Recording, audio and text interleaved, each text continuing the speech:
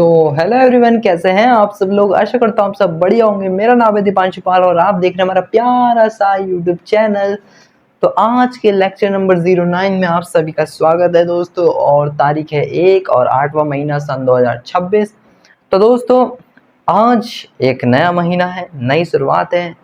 तो वो कहावत सुनिए ना कि छोड़ो बात पुरानी, नए दिन से लिखेंगे नई कहानी।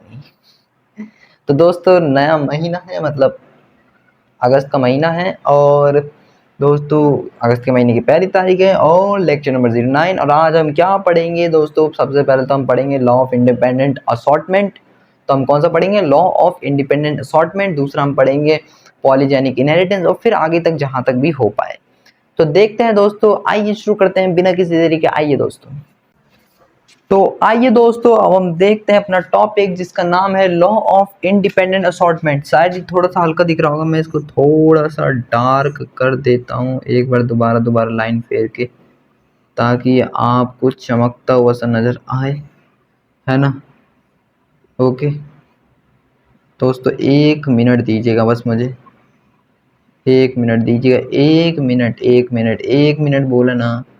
अरे रुकिए तो, अजी सुनिए तो, क्यों है खफा, कुछ कहिए तो। ऐसी भी जल्दी जाने की ओ, दीवाना हूँ मना। अरे यार ये तो मार्कर चल के नहीं दे रहा। सुनिए दीवाने की ओ ओ ओ ओ ओ ओ ओ। दोस्तों रुक जाओ, बस हो गया दोस्तों, हो गया। मजाक था भाई, मजाक। अरे यार ले दोस्तों, इसकी इंक लाऊंगा मैं बहुत जल्द। तो आइए दोस्तों देखते हैं टॉपिक जिसका नाम है लॉ ऑफ इंडिपेंडेंट असॉर्टमेंट। क्या कहता है law of independent assortment? When we study of two gene, जब हम दो जीन की स्टडी करते हैं, एक जीन की स्टडी करते थे तो एक करेक्टर एक्सप्रेस होता था। तो दो जीन में दो करेक्टर होंगे, कल की क्लास में हमने बताया भी था, है ना। तो when we study of two gene, तो two character together then both character, ये दोनों करेक्टर एक्सप्रेस करते हैं इंडिपेंडेंट ईच अदर। भैया ये दोनों करेक्टर एक्सप्रेस करते हैं, ये किसी पे डिपेंड नहीं करते, ये अपना अपना एक्सप्रेस करते हैं, है ना। जैसे आपने देखा था, यहाँ पे समझ लीजिए ये आर आर वाई वाई, तो ये आर आर राउंड वाला करेक्टर था जो सीड के शेप को, करेक्टर को डिपेंड कर रहा था। तो ये सीड शेप था और ये वाई वाई क्या था, सीड कलर था, है ना। तो भैया सीड शेप राउंड वाला अपना एक्सप्रेस कर रहा था और सीड कलर येलो अपना एक्सप्रेस कर रहा था। दोनों अपना अलग अलग एक्सप्रेस कर रहे थे, इंडिपेंडेंट ईच अदर, है ना। किसी पे डिपेंड नहीं थे और कोई से इनहिबिट नहीं कर रहा था। तो अब हम बढ़ते हैं इसके अगले पॉइंट पे। आइए दोस्तों देखते हैं। तो आ जाइए दोस्तों, अब हम देखते हैं अपना अगला पॉइंट। तो one gene do not inhibit the function, एक जीन भैया इनहिबिट नहीं करेगा फंक्शन ऑफ अदर जीन। मतलब एक जीन, मान लीजिए ये मैं राउंड वाला जीन ले रहा हूँ, जो राउंड जीन मतलब यानी सीड शेप का जो जीन है मैं उसको ले रहा हूँ, वो भैया इनहिबिट इस येलो कलर वाले जीन जो मतलब सीड का कलर है उस वाले जीन को भैया रोकेगा नहीं, उसके फंक्शन को, क्योंकि वो अपना काम कर रहा है, वो सीड को येलो कलर दिखा रहा है और ये राउंड शेप दे रहा है। तो दोनों अपना अपना कर रहे हैं भैया, कोई किसी को रोक नहीं रहा। बोथ राउंड यानी सीड शेप एंड येलो यानी seed colour appear in F1 generation, दोनों अपीयर हो जाते हैं F1 जनरेशन में, है ना। ठीक है दोस्तों, this law is not universal law, है ना, इसका एक्सेप्शन है लिंकेज। आइए उसको भी लिख लेते हैं दोस्तों। आ जाइए दोस्तों, अब हम देखते हैं अगला point. This law is not universal law, मैंने बोला ये लॉ यूनिवर्सल नहीं है, यूनिवर्सल तो बस वही था, वो कौन सा था, लॉ ऑफ सेग्रीगेशन, ठीक है ना। ये इसका एक्सेप्शन होता है लिंकेज, ठीक है। तो लिंकेज होता है, लिंकेज हम कल या परसों के लेक्चर में हम शुरू कर देंगे लिंकेज, ठीक है दोस्तों। अब हम बढ़ते हैं अपने अगले टॉपिक की तरफ जिसका नाम है पॉलीजेनिक इनहेरिटेंस। तो आइए दोस्तों देखते हैं पॉलीजेनिक इनहेरिटेंस। आइए दोस्तों पॉलीजेनिक इनहेरिटेंस का टॉपिक देखते हैं दोस्तों। तो अकॉर्डिंग टू मेंडल जी के अनुसार ईच करेक्टर, हर एक करेक्टर हैव टू डिस्टिंक्टेड, हर एक कैरेक्टर की दो डिस्टिंक्ट ट्रेट होती थी, जैसे टॉल एंड ड्वार्फ है ना, टॉल एंड ड्वार्फ एग्जांपल में ले सकते हैं, टॉल एंड ड्वार्फ है ना, राउंड एंड रिंकल्ड, ये हर एक कैरेक्टर की दो डिस्टिंक्ट ट्रेट होती थी। मैं एग्जांपल भी लिख देता हूँ है ना, एग्जांपल इसको तो भैया रफ करना पड़ेगा, इसको भी रफ कर दूं, आप इसी के नीचे से कंटिन्यू कर लेना, ठीक है दोस्तों। तो मैं इसको रफ कर देता हूँ क्योंकि जगह स्पेस नहीं बच पाता है दोस्तों, तो इसलिए आप इसके नीचे से कंटिन्यू करें, कंटिन्यू करेंगे, continue continue continue continue continue continue continue, ठीक है दोस्तों। तो नो गुरुजी नोट्स नोट्स मिल जाएंगे दोस्तों टेलीग्राम पे, चिंता मत करो। अब देखो, हर एक मैंने बताया कि हर एक कैरेक्टर की दो डिस्टिंक्ट ट्रेट होती है। एग्जांपल एग्जांपल ये रहा टॉल एंड ड्वार्फ, और ले सकते हैं आप राउंड एंड रिंकल्ड, ठीक है ना। तो tall and dwarf, round and wrinkle, तो भाई मेंडल जी के अनुसार जो ये अभी पॉलीजेनिक इनहेरिटेंस अभी मैंने बताया नहीं है, अभी पॉलीजेनिक इनहेरिटेंस से पहले जो मेंडल जी ने बताया वो वाला बता रहा हूँ अभी।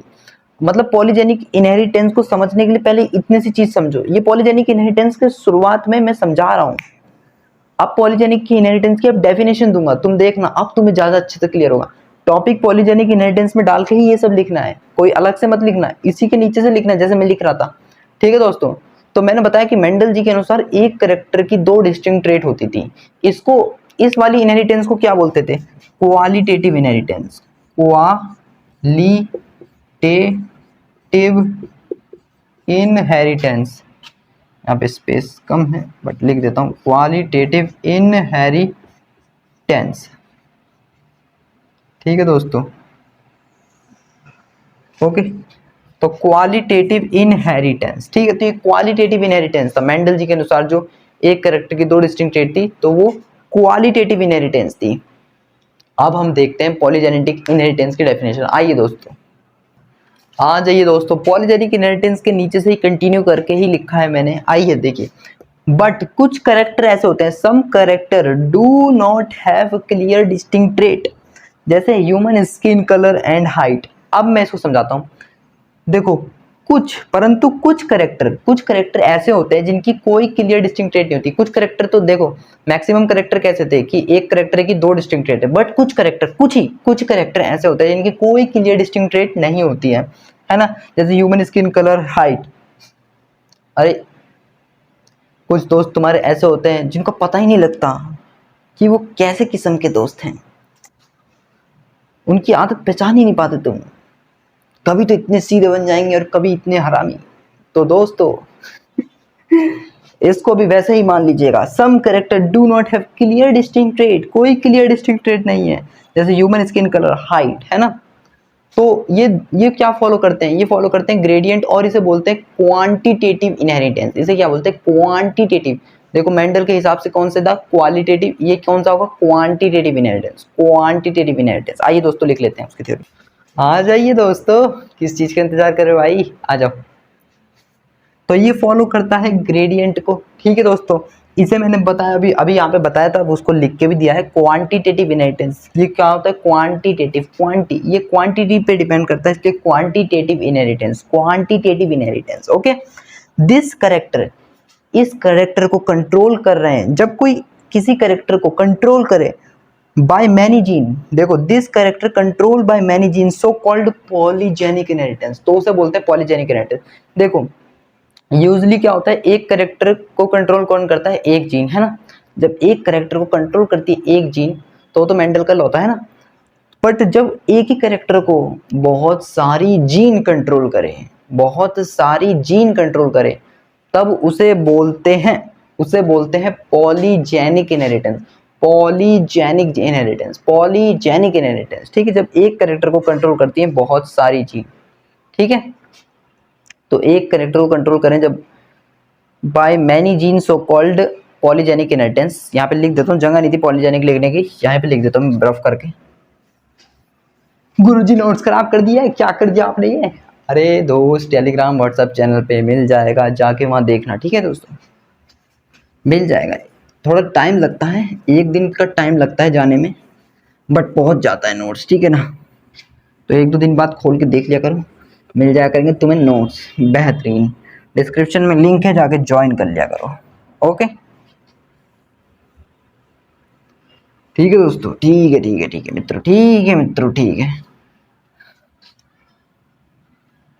आइए दोस्तों, मैं लिखवा देता हूँ कॉल्ड पॉलीजेनिक, लिखवा दिया, ये कॉल्ड पॉलीजेनिक इनहेरिटेंस लिखना है। कॉल्ड पॉलीजेनिक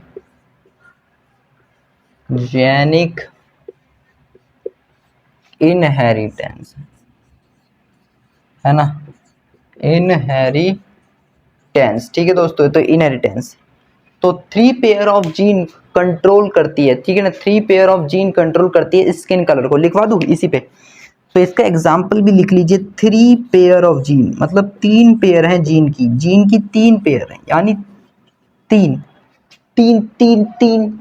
एक जीन में 2 ट्रेड होती है ना, तो एक जीन में 2 ट्रेड, फिर एक जीन में 2 ट्रेड, एक जीन में 2 ट्रेड, तो एक जीन पेयर में है ना, तो दूसरी जीन पेयर में, तीसरी जीन पेयर में, तो 3 pair of gene, 3 pair of gene, 3 pair of, अरे यार एक मिनट, इसको ऑफ लगाना तो भूल गया।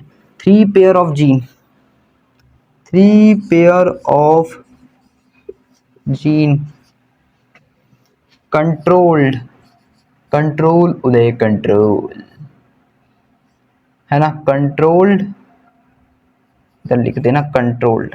अरे यार इसको इधर साइड लिख दो, जगह नहीं बन पा रही, तो यहीं पे लिख दो 3 पेयर ऑफ जीन कंट्रोल्ड,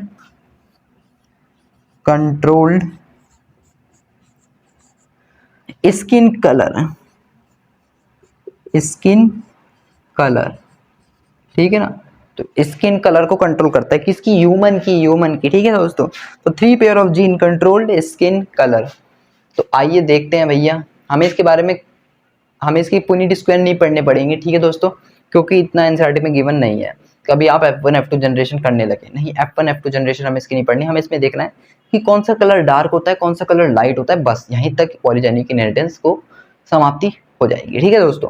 तो आइए दोस्तों देख लेते हैं कौन सा डार्क, कौन सा कब, कौन सा लाइट है और कौन सा इंटरमीडिएट। तो दोस्तों आइए आइए आइए आइए, आ जाइए दोस्तों, चलिए देख लेते हैं। मान लीजिए इस एक जीन का एबीसी से ही रिप्रेजेंट कर रहे हैं। देखिए एक जीन है, इसके ये भी बड़ा है, ये भी बड़ा है ना। फिर ये दूसरा जीन, इसके 2 एलील, बड़ा बी, फिर ये तीसरा जीन, इसके 2 एलील, बड़ा सी, ठीक है। अगर ऑल डोमिनेंट एलील होंगे, अगर सारे डोमिनेंट होंगे, अगर सारे डोमिनेंट एलील होंगे, तो from equal amount of melanin, अगर सारे डोमिनेंट एलील होंगे तो वो बराबर होंगे इक्वल अमाउंट ऑफ मेलानिन। मतलब जितने ज्यादा डोमिनेंट एलील, जितने ज्यादा डोमिनेंट एलील, जितने ज्यादा डोमिनेंट एलील, जितने ज्यादा डोमिनेंट एलील, जितने ज्यादा डोमिनेंट एलील, उतना अमाउंट ऑफ मेलानिन, उतना अमाउंट ऑफ मेलानिन, उतना अमाउंट ऑफ मेलानिन। जितना ज़्यादा मेलेनिन उतना ज़्यादा डार्क कलर, ठीक है। तो ये समझ लीजिए, जितने ज़्यादा डोमिनेंट एलील होंगे उतना ही ज़्यादा डार्क कलर होगा स्किन का। जितने ज़्यादा डोमिनेंट एलील उतने ज़्यादा मेलेनिन, उतने ज़्यादा मेलेनिन तो उतने ज़्यादा डार्क कलर, उतने ज़्यादा डार्क कलर। तो समझ गए ना, दैट इज अ कॉन्सेप्ट। तो दोस्तों अब हम वो चार्ट देख लेते हैं कि कौन सा वाला डार्क होगा, कौन सा इंटरमीडिएट होगा, कौन सा होगा लाइट, ठीक है। आइए दोस्तों, आइए आइए आइए, आ जाइए दोस्तों, अब हम देखते हैं क्या जी, ये चार्ट, चाट पकौड़ी, चाट पकौड़ी वाले, चाट पकौड़ी, आए, चाट पकौड़ी नहीं दोस्तों, टेबल वाला चाट, आए, फिर से चाट पकौड़ी नहीं बनने गोलगप्पे। तो देखिए, जब सारे डोमिनेंट होंगे तो भैया स्किन का कलर होगा वेरी डार्क, और इसे साइंटिफिक भाषा में बोलते हैं नेग्रो, क्योंकि हमने बोला सारे डोमिनेंट, अगर ऑल डोमिनेंट एलील, जितने ज्यादा डोमिनेंट एलील होंगे उतना ज्यादा मेलेनिन होगा, उतना ज्यादा मेलेनिन होगा उतना ज्यादा स्किन का कलर डार्क होगा।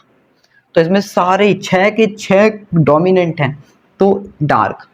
अगर मान लीजिए इसमें एक भी रिसेसिव हो जाए, एक भी रिसेसिव, मान लीजिए मैंने इस वाले को रिसेसिव कर दिया, आप चाहे तो इसको भी रिसेसिव कर सकते हैं दोस्तों, जरूरी नहीं आप पहले इसको ही करें, आप इसको भी रिसेसिव कर सकते हैं मित्रों, इसको भी। देखिए आप इसको रिसेसिव कर लीजिए मेरे हिसाब से, और इसको बड़ा ए कर लीजिए, हमारे हिसाब से बस एक रिसेसिव होना चाहिए, बाकी 5 डोमिनेंट होने चाहिए तो डार्क होगा। आपका मन है कि नहीं मुझे तो इसको नहीं, मुझे तो इसको तो ऐसे ही रहने देना है, इसको करना है, इसको करना है, तो आप इसको कर लीजिए, आपकी मर्जी है, आपकी मर्जी। और वैसे भी मेरे को तो ये बनाना ही नहीं था, क्वेश्चन में तो आपको दे देगा कोई एक रिसेसिव और पूछेगा बताओ स्किन कलर क्या है, नीट के क्वेश्चन में जाता है। तो आपको जब जवाब देना होगा सिर्फ कि डोमिनेंट देखना है, डोमिनेंट गिनने हैं कि 1 2 3 4 5, अगर 5 डोमिनेंट है ना तो डार्क बोलना है, अगर 6 के 6 डोमिनेंट है तो वेरी डार्क बोलना है, जिसको साइंटिफिक भाषा में नेग्रो भी बोलते हैं, नेग्रो। अगर मैं इसको रफ कर दे रहा हूँ क्योंकि आपको कंफ्यूजन ही होगी, ऊपर वाला रहन दे रहा हूँ, ऊपर वाला रहन दे रहा हूँ, ऊपर वाला रहन दे रहा हूँ, यहाँ पे बस समझाऊंगा, ठीक है दोस्तों, समझाऊंगा, चिंता मत करो। अगर मान लीजिए चार डोमिनेंट है तो भैया फेयरली डार्क होगा। 4 डोमिनेंट कैसे, ऐसे मान लीजिए, ऐसे 1 2 3 4 डोमिनेंट है तो फेयरली डार्क। आप इसको ऐसे ना मान के ऐसे भी मान सकते हैं, ऐसे ये लिख दिया और इसको हटाएंगे, 1 मिनट, 4 हो गए, 1 2 3 4, अब भी 4 हो गए, 4 हो गए, तब भी फेयरली डार्क, ठीक है दोस्तों, फेयरली डार्क। अगर 3 है इंटरमीडिएट, देखो 3 वाले को ना हम ये भी बोलते हैं, ये मुलेटो, मुलेटो, मुलेटो, मुलेटो, मुलेटो, मुलेटो, मुलेटो। अब इसमें क्या होगा, 3 इंटरमीडिएट, 3 इंटरमीडिएट मतलब ऐसे मान लीजिए, ऐसे एक इसका एक इसका एक इसका, तो भैया ये इंटरमीडिएट। आप चाहे तो ऐसे भी मान सकते हैं दोस्तों, ये कहीं ऐसा लिखा नहीं है कि सिर्फ ऐसा होगा तो ही इंटरमीडिएट है, नहीं, क्वेश्चन में वो घुमा के भी दे सकता है आपको, आपको बस 3 इंटरमीडिएट करने हैं उसके हिसाब से, ठीक है ना। तो आप ऐसे भी कर सकते हैं मित्रों, ये रहे 3 इंटरमीडिएट, मतलब 3 रिसेसिव 3 डोमिनेंट, जब 3 डोमिनेंट है तो इंटरमीडिएट। ये जो बता रखा हूँ जो नंबर है डोमिनेंट वाले कि इतने डोमिनेंट मिलेंगे। अगर मान लीजिए 2 हैं, 2, तो 2 में आप ऐसे कर सकते हैं, या तो ऐसे कर लीजिए, बड़ा ए बड़ा, बड़ा ए बड़ा ए, बड़ा बी छोटा सी छोटा सी, ठीक है, तो फेयरली लाइट हो जाएगा। नहीं तो आप ऐसे भी कर सकते हैं दोस्तों, आपकी मर्जी। ये करा आपने, ये करा आपने, 1 2 है ना, और ये कर दिया आपने 1 2 3 4 है ना। तो इसमें देखिए, इसमें आपका क्या होगा, 1 2 3 4, तो इसमें फेयरली लाइट कब होगा, जब 2 होंगे आपके पास, जब 2 होंगे। लाइट कब होगा, लाइट होगा जब आपके पास सिर्फ एक ही डोमिनेंट होगा, एक डोमिनेंट होगा, एक डोमिनेंट होगा, सिर्फ एक, तो एक डोमिनेंट होगा तो लाइट होगा। और भैया वेरी लाइट किस में होगा, वेरी लाइट के लिए मुझे ये रफ करना पड़ेगा, क्या मैं रफ कर दूं, जिसने नोट नहीं करा है नोट कर ले, स्क्रीनशॉट ले लें। अब मैं इसको करने जा रहा हूँ रफ। तो देखिए दोस्तों, ये इस पूरे को कर देते हैं अब हम रफ, रफ कर देते हैं रफ।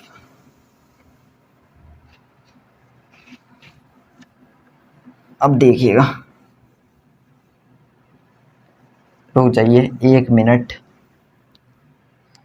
अगर ये आ गया छोटा ए छोटा ए छोटा बी छोटा बी छोटा सी, तो ये होगा भैया वेरी लाइट। क्या होगा, वेरी लाइट, ठीक है ना दोस्तों, वेरी लाइट होगा ये, वेरी लाइट, ठीक है दोस्तों, वेरी लाइट होगा। और इसे हम एल्बिनो भी बोलते हैं, क्या बोलते हैं, एल्बिनो, ठीक है, क्या बोलते हैं, एल्बिनो, क्या बोलते हैं, एल्बिनो, ठीक है, एल्बिनो बोलते हैं इसे, देख लीजिए आप, एल्बिनो,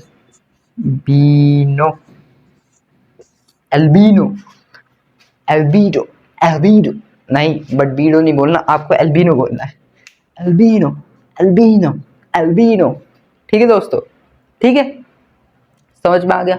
तो पॉलीजेनिक इनहेरिटेंस यहीं पे होता है समाप्त, बट इसके कुछ थ्योरी पॉइंट भी लिख लेते हैं, 2 3 और हैं थ्योरी पॉइंट, आइए देखते हैं, लिख लेते हैं, आइए दोस्तों। तो आइए दोस्तों इस पॉइंट को भी देख लेते हैं। Polygenic inheritance, polygenic inheritance depends upon, polygenic inheritance depends करता है upon quantity of dominant allele. तो पॉलीजेनिक इनहेरिटेंस किस पे डिपेंड करता है, क्वांटिटी ऑफ डोमिनेंट एलील, मतलब कितनी क्वांटिटी है डोमिनेंट एलील की। एंड ईच एलील, और हर एक एलील कंट्रीब्यूट करता है इक्वली फॉर, इक्वली, भाई इसके आगे लिखा नहीं है, अभी लिख दूंगा, देखो, each allele contribute for equally very dark is equally for very dark so called cumulative या एडिटिव इफेक्ट। मतलब देखो समझो, पॉलीजेनिक इनहेरिटेंस डिपेंड्स करता है किस पे करता है, क्वांटिटी ऑफ डोमिनेंट एलील की क्वांटिटी पे निर्भर करता है। और हर एक एलील हर एक एलील है ना, वो कंट्रीब्यूट करेगा, हर एक एलील कंट्रीब्यूट करेगा इक्वली डार्क कलर के लिए। जो हर एक एलील जो भी डोमिनेंट होगा, जितना डोमिनेंट एलील होगा उतना ही जो डार्क कलर है वो क्या होगा, कंट्रीब्यूट होगा, उतना ही डार्क कलर के लिए कंट्रीब्यूट होगा, क्योंकि मेलानिन हाई होगा। तो इसी को बोलते हैं क्यूमुलेटिव इफेक्ट या एडिटिव इफेक्ट।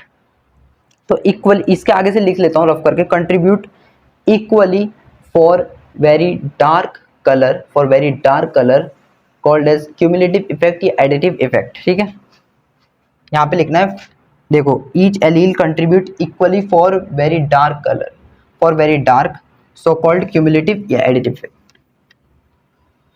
तो यहां से मैं लिखता हूं, अभी लिखूंगा तो सब समझ में आ जाएगा। इसको कंट्रीब्यूट, यहीं से लिखता हूं, कंट्रीब्यूट और इक्वली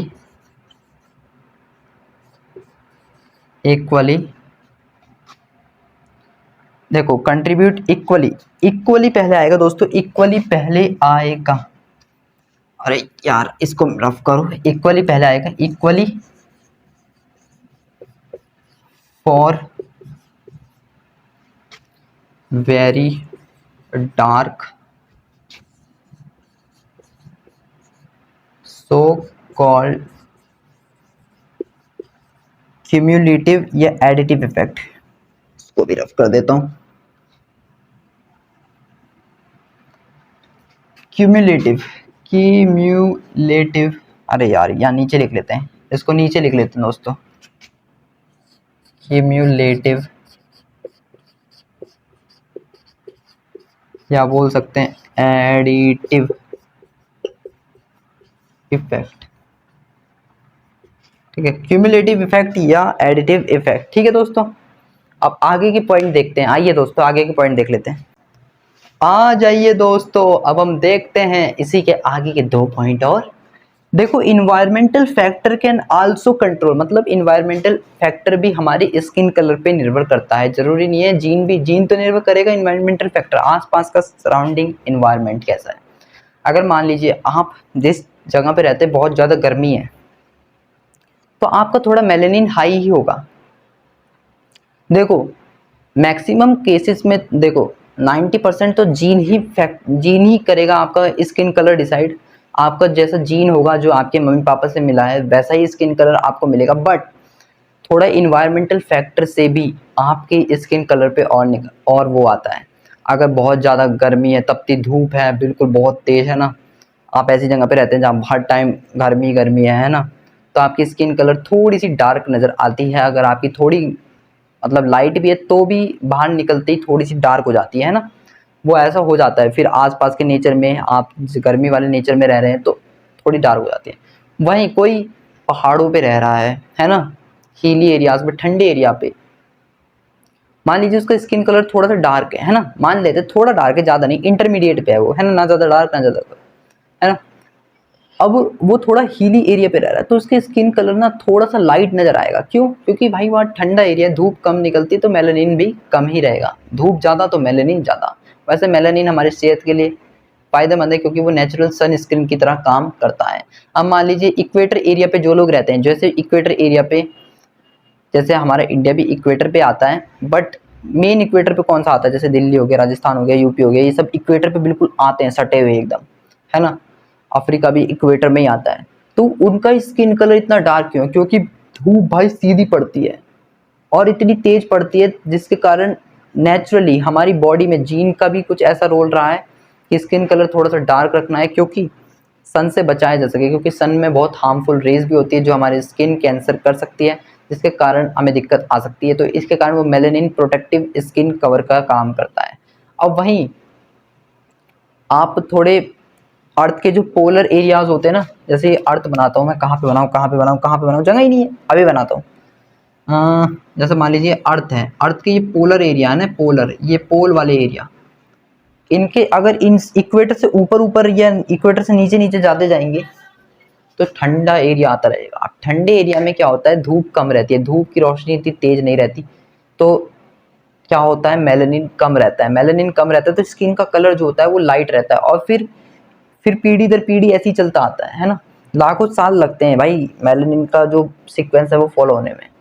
अब जो लोग जन्म से ही पोलर एरिया में रह रहे हैं तो उनके मम्मी पापा बचपन से ही गोरे होते हैं, देन फिर उनके बच्चे भी गोरे होते हैं, है ना, यही तो होता है। अब जो इक्वेटर में रहते हैं, अब इंडिया में तो भाई सब कलर के लोग पाए जाते हैं, है ना, ऐसा नहीं है सबका डार्क ही होगा, नहीं, मैक्सिमम लोगों का कलर गेहुआ होता है, गेहुआ हमारी हिंदी भाषा में बोलते हैं गेहुआ रंग, है ना, ज़्यादातर लोगों का गेहुआ रंग, सांवला, है ना, गोरे भी होते हैं, है ना, बट कलर से भाई जज नहीं करना चाहिए, बट बता रहा हूँ गेहुआ, सांवला और वेरी डार्क तो भाई हमारे देश में बहुत रेयरली मतलब वेरी डार्क पाते हैं, बट ऐसे नहीं कि सारे ही वेरी डार्क है, नहीं, ठीक है, और सारे ही गोरे हैं, नहीं, हर टाइप के लोग हैं, है ना।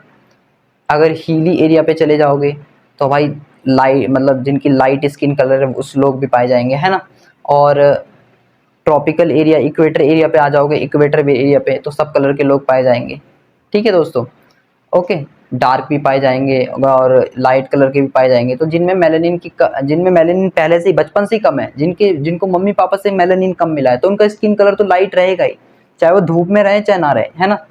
बट इन्वायरमेंटल फैक्टर से 1% का फर्क पड़ता है, 1% का, 1% मतलब आप जब धूप में निकलेंगे आएंगे जाएंगे तो थोड़ा स्किन और डल या और थोड़ा सा थोड़ी डार्क हो जाती है, थोड़ी डार्क हो जाती है, ऐसी नहीं रहती जैसे बिल्कुल लाइट थी, नहीं, बाहर निकलने आने जाने में थोड़ी सी डार्क हो जाती है ना। फिर अगर आप ऐसी जगह रहने लगे जहाँ ठंडा इलाका है तो आपकी स्किन थोड़ी सी लाइट हो जाएगी, लाइट हो जाएगी, बट इतनी नहीं होगी कि आप बिल्कुल ही गोरे चिट्टे हो गए, ना ना ना ना ना ना ना ना, ये नहीं हो सकता दोस्तों। जो स्किन कलर हमें बचपन से मिल गया, बट हाँ थोड़ा सा चेंजेस हो जाएगा कि आपकी स्किन कलर पहले से थोड़ी सी चेंज दिखेगी। अगर आपका इन्वायरमेंटल सराउंडिंग नेचर थोड़ा ठंडा है तो आपकी स्किन कलर थोड़ी सी लाइट नज़र आएगी, है ना। तो no role of recessive allele, recessive allele का कोई रोल नहीं होता इन पॉलीजेनिक इनहेरिटेंस में। तो दोस्तों आज के लिए मैं इतना ही रखता हूँ, मिलेंगे कल के लेक्चर में। और जिसने किसी ने वीडियो को लाइक नहीं करा लाइक करें, चैनल को सब्सक्राइब नहीं करें सब्सक्राइब करें, बेल नोटिफिकेशन का बटन दबा लें ताकि अगले लेक्चर की नोटिफिकेशन आप तक पहुंच जाए, ठीक है दोस्तों। और टेलीग्राम चैनल व्हाट्सएप चैनल की लिंक डिस्क्रिप्शन में, उसे जाके तुरंत ज्वाइन कर लें ताकि आपको बेहतरीन नोट्स मिल सकें, है ना। और मिलते हैं कल के लेक्चर में, तब तक के लिए अपना ध्यान रखें, take care, bye bye, thank you so much.